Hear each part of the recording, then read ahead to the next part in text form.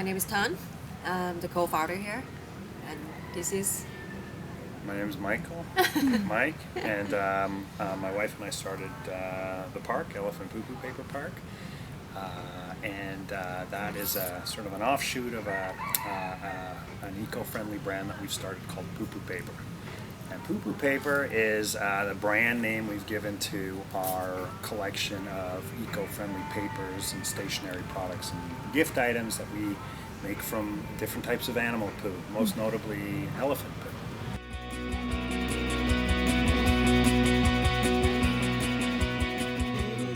They eat a lot, they poo a lot. The digestive system is basically whatever they eat, it just comes out.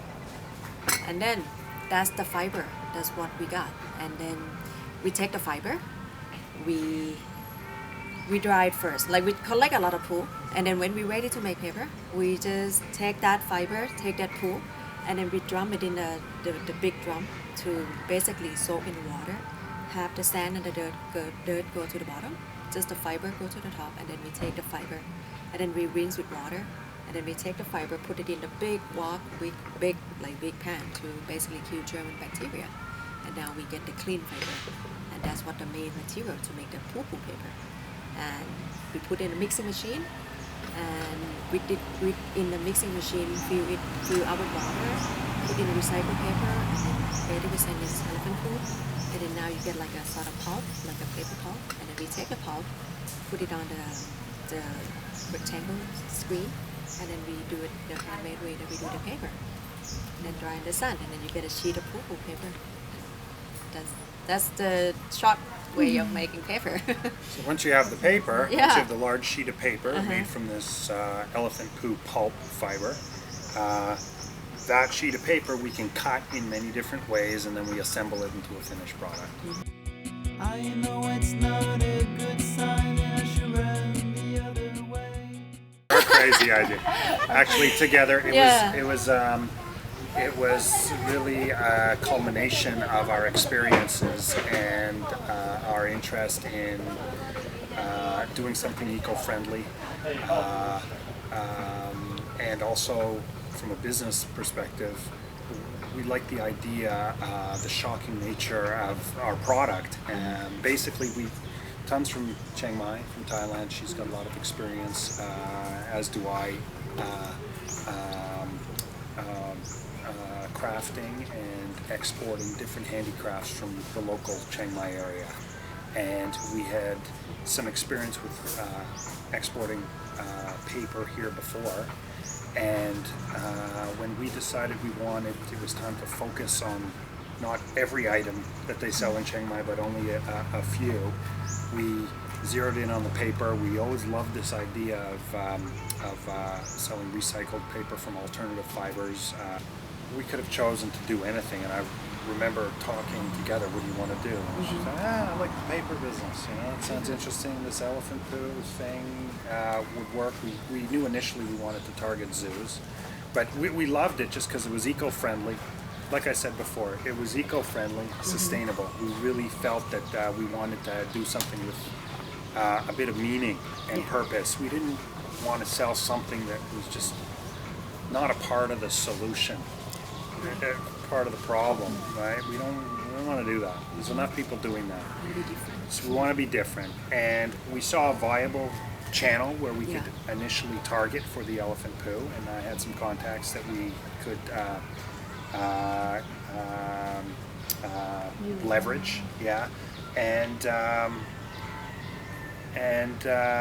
we had the resources and the know-how to do it because we've been involved in the local business. So it was really a culmination of a few different things that we were like, okay, let's give this a shot. And then we went with that, and then after our first couple accounts, we just kept going. Okay, well, let's get a few more, and a few more, and a few more, and a few more, and then it just grows, right? Whenever you focus on something, as long as the idea is not too crazy, then it'll work. Although this might be an example of a crazy idea that did work.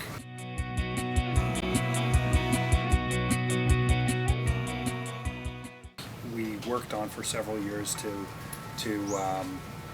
get the cost down and to make it actually easy to work with. And we started with that one product, and the business is offshooted from there into the park and into other types of recycled paper made from anything but trees. Taking my step to when you fight and you own the battlefield. We learn from our customers. We learn from the customer. Can you change the design Yes. to this? Can you print? Like Initially, they we push couldn't us. print. Yeah. Originally, we couldn't print on our paper. And so we figured out, well, How can why, we print? how do we make the more- paper smooth? What do we have to do to it? And then so we work Yeah. with the engineers, and we trial and error, and then we figured, okay, well, we need to machine mill this paper too, not only hand make it. So you have to listen to your customers and get feedback from the market, and they will guide you on which way to grow.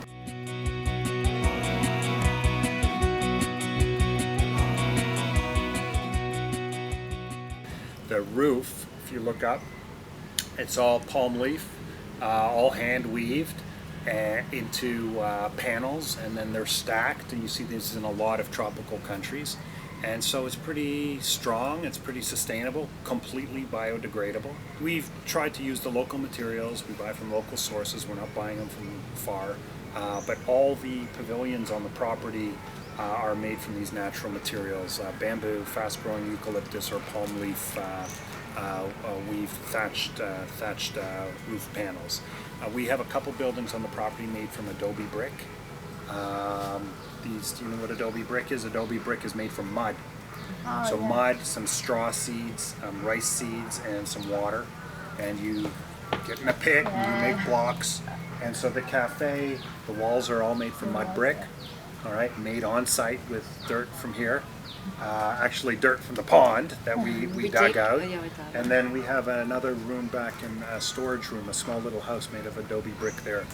It moderates the heat and the cold. So the buildings are quite Cold in comfortable. the summer and hot Yeah. in the winter. Exactly. So what else? So those are the structures themselves. You were on a slight slope here on the property here at Poopoopaper Park, and at the bottom of the property we dug a pond quite deep. It's about 6 meters. We took the dirt out and we used that for the foundation of the main building, and during monsoon season all the rain drains into this pond, basically a catch basin, and then we pump that out up to the top of the hill, and we use that to water all of the plants. So it's a bit of a circular cycle, and it helps us minimize any water wastage here. Typically, the paper production is quite wasteful of water. This is one of the complaints that people have. And in that water, typically there's lots of chemicals. Well, here we have neither of these problems, because what we do is our production that includes the water, adding water to the pulp, is done at the top of the hill. The runoff has no chlorine, no bleach, so that actually drains it into our vegetable gardens and our flower gardens, and then any excess rain from precipitation goes into the pond, as I said. So yeah, we've tried to minimize water waste. Just another, you are just another dog. Our problems are not special to us. Everybody have problem when they start their business. Yeah. And you just got to not give up and just figure out the way to do it. And so whether Problem it's is that- staffing or whether it's dealing with the natural elements like rain. The difficulty, I think, is waking up every day and making Motivated. sure you're motivated exactly to move forward and not give up.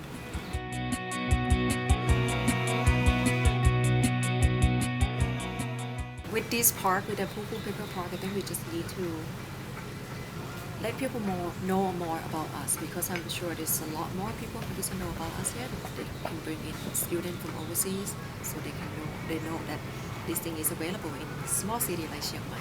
But I'm sure I think there's way to go. Feeling down, it is Yeah, social enterprise is about giving back. Yes. Whatever it is. When the business does well, then we can help more.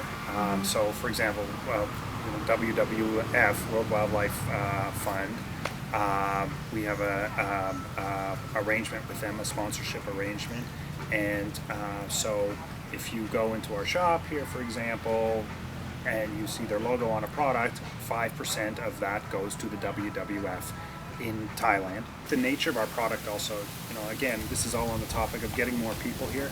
It's great. We want our business to grow, but it also improves our ability to help, give back to whatever causes we want to help. Or hire more staff. It's good to employ more people, give people more raises, things like that. So from a social enterprise aspect, growth doesn't have to be bad. Growth can be good, and if you can set aside a modest portion, a small portion, just to do something good, direct that money to some group that is helping give back, then we're happy. That kind of life you don't. It is just another round and I'm feeling. There's no wrong time. Yeah. There's no wrong time. Now's good as now. Like it's And why with the is there a bad social time? media these days, I think it is so good. Oh, It's yeah. just, people know about your product so fast. That's and right. once you advertise your product in a good way, so people know about it, they catch it, and then that's how you do it. Back then when we started business, we don't have all these tools available, and now it's available that we can use it. But it's a good time. I'm sure it is. So there's a quote about trees on one of our collections that we sell. This artwork. And the best time to plant a tree was last year or 10 years ago. The next best time, right now. Monster is still in my mind. Your eyes can't get it away. So advice to other people who want to start a social enterprise. I think first, my opinion, first you got to sort of look Learn. within. And just What do you want What to do you do? want? What What do what you problem do feel you want to like? solve? What problem do you want to help contribute to solving? And then work it backwards from there. So that's the first thing, right? Do something you're passionate about, something you care about, when you because wake up, you want to do it. when you run a business, Right. there's good days and bad days. Yes. And it's difficult to get motivated about something that you're not passionate about. So try and figure out what your passion is.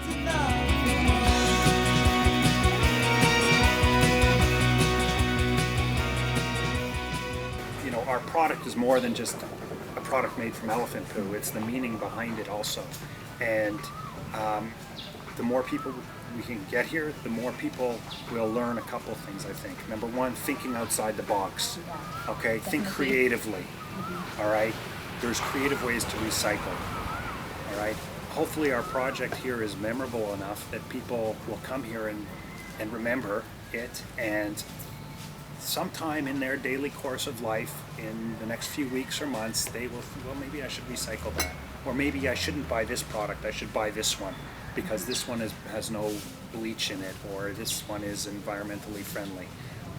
If we can affect it some way in a little bit, then this is also helps us achieve our goal. So Poopoopaper is a product, yes, it's a souvenir, but it's also a communication medium, vehicle for us to convey positive things that we should do about the environment, to maybe chip in and help.